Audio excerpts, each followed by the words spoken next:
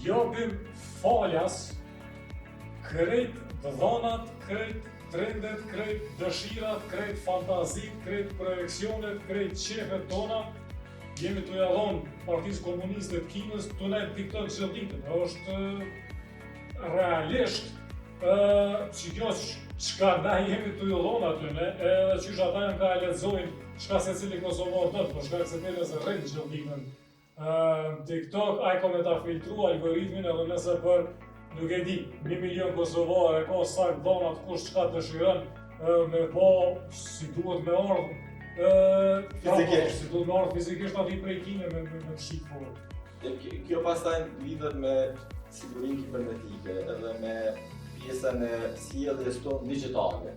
Sa ne e kuptojmë që kur jemi në media sociale, çfarë informacionesh ne ja japim cilës do pritet. Ne ja japim krejt.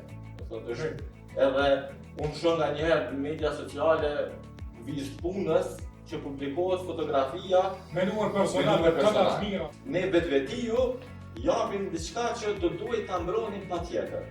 Ka qenë më herët një app për krijimin e vetvetes në skena të ndryshme, si këngëtar, si astronaut, edhe aty duhet që ti të futesh në aplikacioni edhe të ngarkoje fotot tua. Ndërkohë, për ta realizuar një deepfake nesër, duhen fotot tua. Dhe çka ka ndodhur aty? Kanë kriju aplikacione, edhe i kanë bërë shumë argëtuese, interesante, edhe kanë thënë që në vend që ne të hyjmë në media sociale, kalojmë, shpenzojmë kohë për të mbledhur fotografi të njerëzve, ne po e krijojmë një aplikacion, ata na i sjellin neve. Edhe kjo ka qenë një prej mënyrave se ne tash deepfake-un që e shohim edhe diskutimin që ne bëjmë në Kosovë.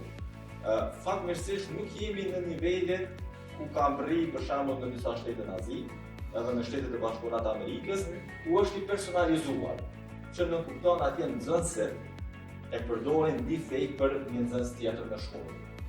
Edhe në raport me vajzat, sidomos ka formë deepfake që po çarkullon shumë. Në disa vende ka deepfake që sulmojnë gazetarët ose gazetaret.